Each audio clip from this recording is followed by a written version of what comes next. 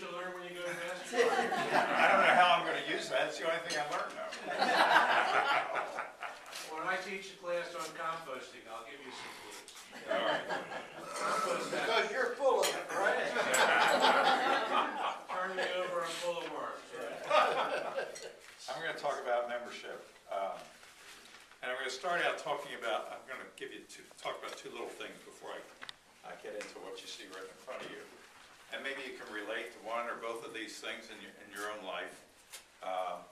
One of it is what I call front porches. When I grew up, and many of us grew up here, we grew up in neighborhoods where there were a whole bunch of kids.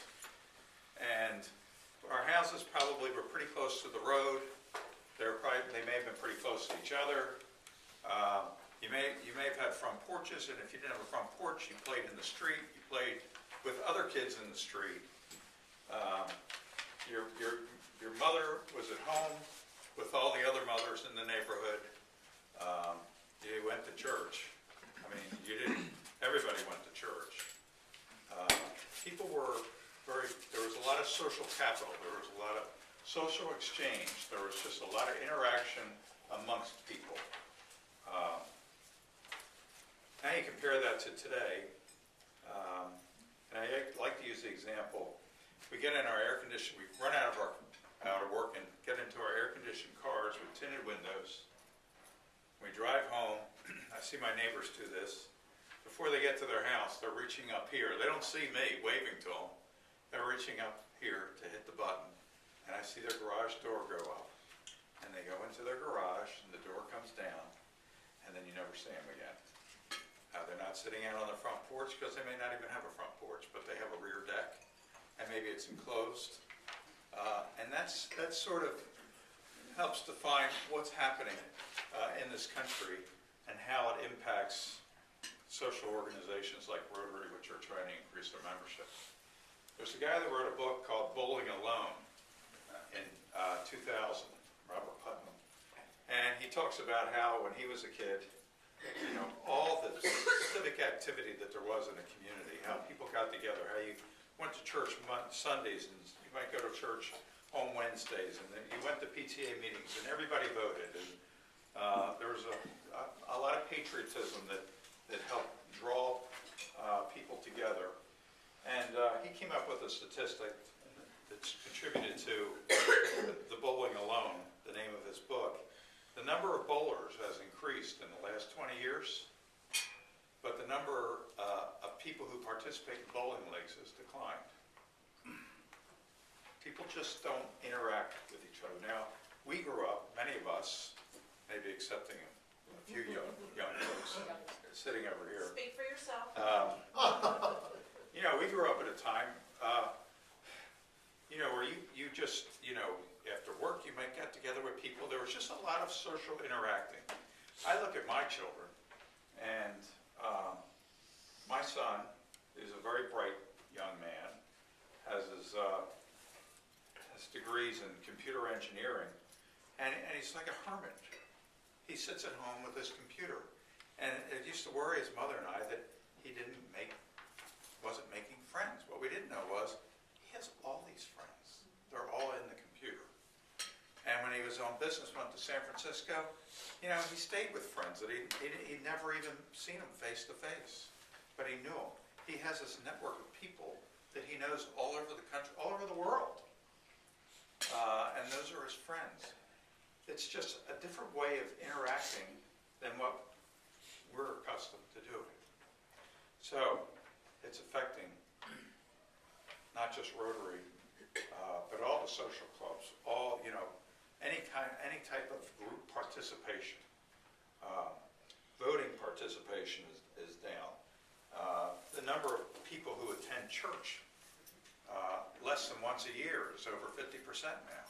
I mean, there's just a lot of changes in society, and I've spoken like at a Kiwanis club, and heard them say the same thing that I was saying in my Rotary club in Covington.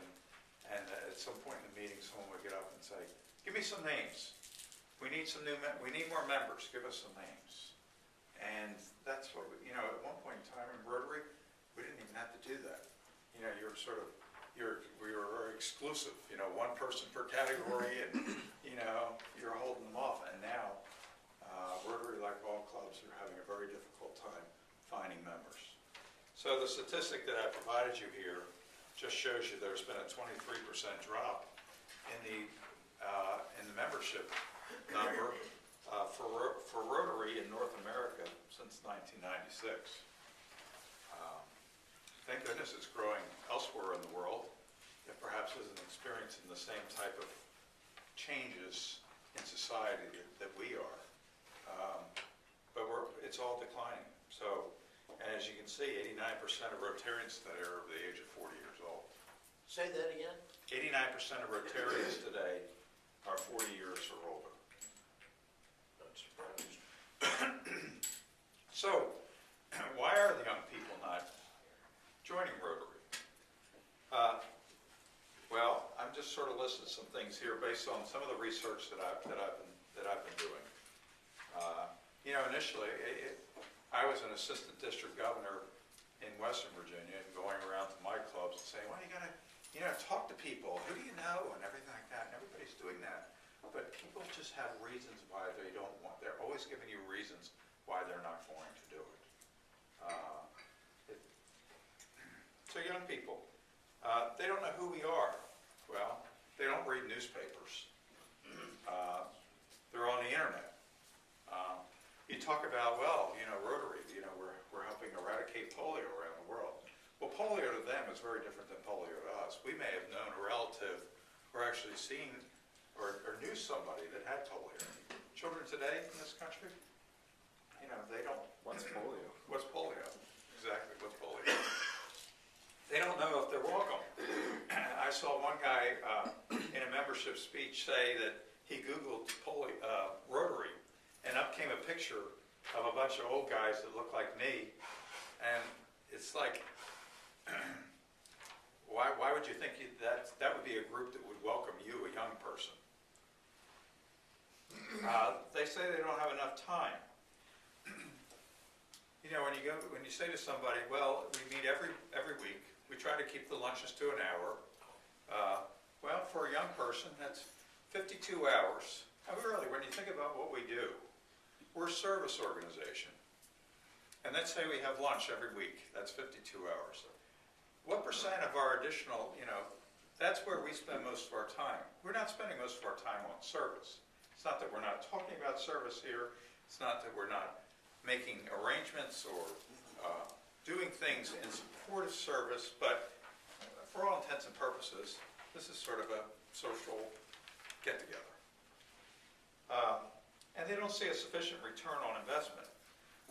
$251 a quarter.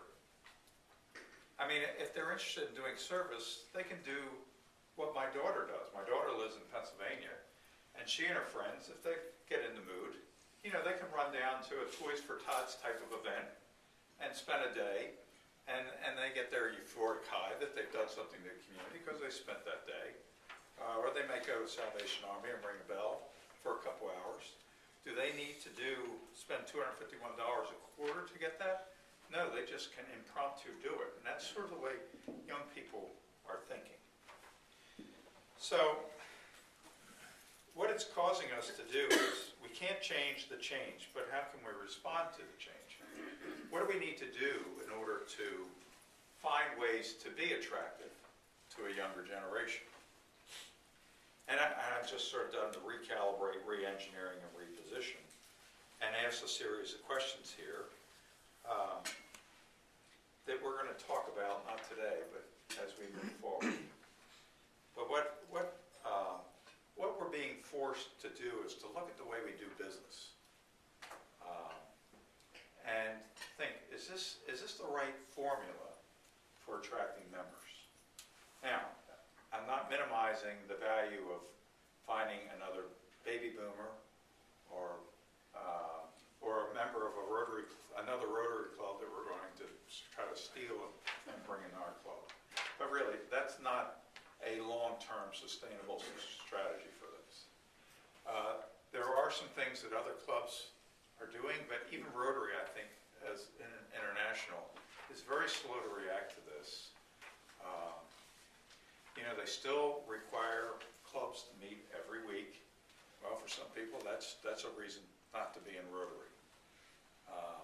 We need to find ways to do business where we can be of service above self, but do it in a way that it doesn't prevent people or give people reasons not to join. And I decided I was sort of just going to lay that out just like that and not go any further, and let you think about it. And maybe we'll, at the next time I come and talk, I'm going to tell you about some of the things that other clubs are doing.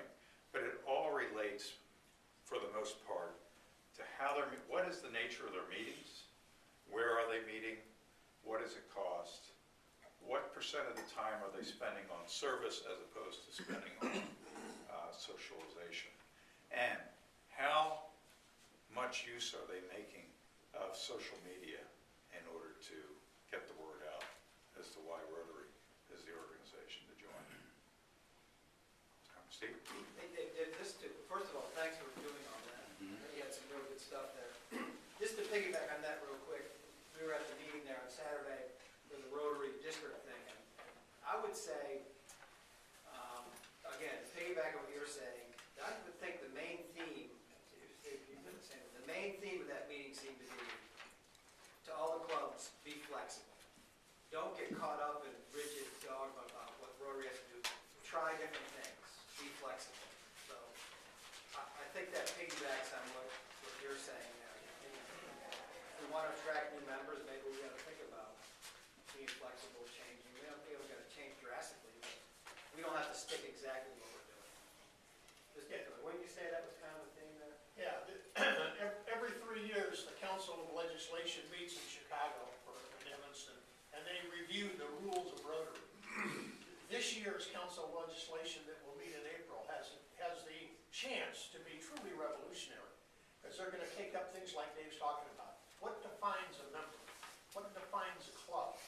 What defines membership in a club? And we're talking about things like the club meets twice a month, and the other 2 meetings a month, quote unquote, will be service opportunities. And if you go, that counts as a meeting. You know, you go out to dream catchers for a day and work on a stable, or go to Elf's Corner. I mean, that counts as a meeting, and you don't have to then come here. They're also talking about, for example, Rotary still meets around a meal, but do you have to buy a meal, or can you brown bag? Does that count? So, I don't want to steal your thunder for future talks, but the point is, this year's Council of Legislation is going to take up some of those issues, and the groundswell is such that they are going to make some revolutionary changes in Rotary as we know it. How can we input to the Council on Legislation ideas that we have, for example, to do away with the requirement of a meeting every week?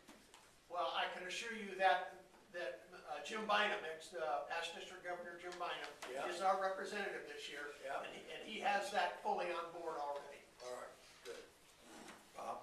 I did a program for federal managers to teach us how to relate to millennials. And while I won't say that I was successful, I did learn that, and one of the things that differentiates the generations is how we receive our information. And the millennials receive their information almost exclusively now off of screens. So if you're going to catch their attention and relate to them, and I'm not very good at that because that isn't how I get information, but you have to get them through their screen.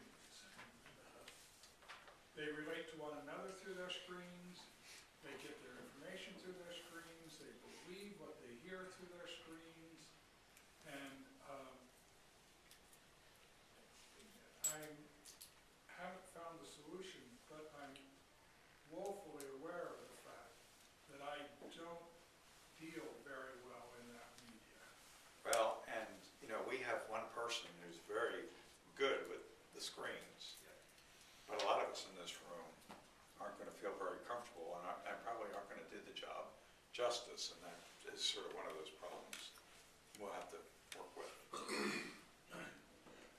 The point is, of all of this, just like in business today, you can't do business today the way it was done in the 50s. You've got to resolve how things need to be done today. We may not like all of them. They may not and will not meet the same rules and regulations that we had in the 50s or 60s. It's a completely new ball game. And if we're not going to play by the new rules, then we are not going to be successful in the game. And that's what we're finding out.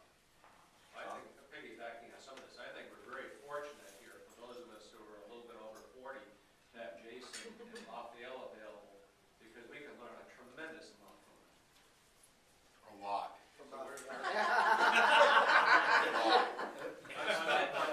Many topics, not all. That's right. On the screens, it might be, there could be like a little strategic plan developed, maybe by the district, or I think it would be maybe too much for our club, as to how to deal with the screen issue. You're right. I mean, I'm on the computer a lot. As an engineer, it's just the way I conducted my business evolved tremendously from the days of using the slide board. You know, I'm that old. Right? So, and in order to stay in business. What's the slide rule? Yeah, well, it's Exactly. like you can see one down at the Mariners Museum. So, in order to stay in business, we were incentivized to be kept up to date on the latest technology, which improved our efficiency and so forth. So, a little strategic plan here for Rotary, following that same course.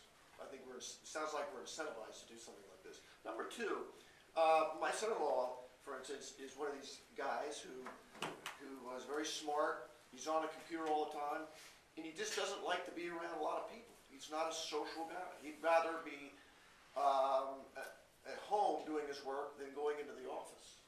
Okay? Yes. Right? So I see this in a little different way. I think there are a lot of people that may be out there who are at home, doing their work at home, and they don't get into a social context. So that's something we have to offer, a social context that they otherwise wouldn't get. They may appreciate and enjoy the camaraderie, and also the interaction for people in business in the community that they can.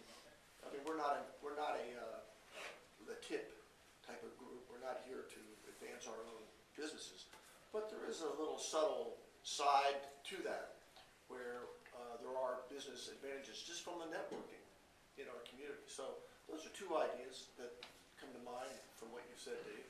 So we need to re-engineer ourselves first before we put the right message up on the screen. In the interest of time, I'm going to ask everybody else to hold their comments.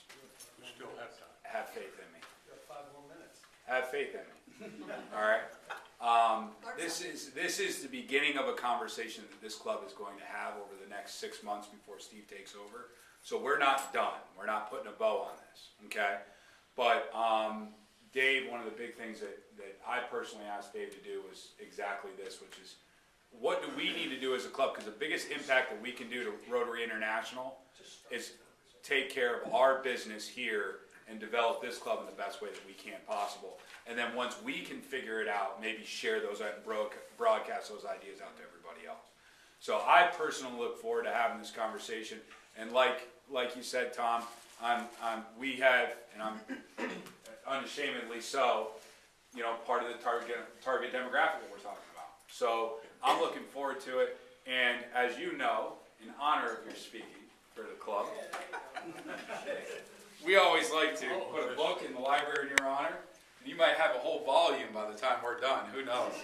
But The Lovely Old Lion. I don't know if there's any. But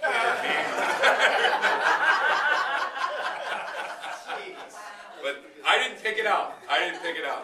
But there's also a certificate. I would encourage you to frame that as well. But thank you so much for doing all the legwork and all the things.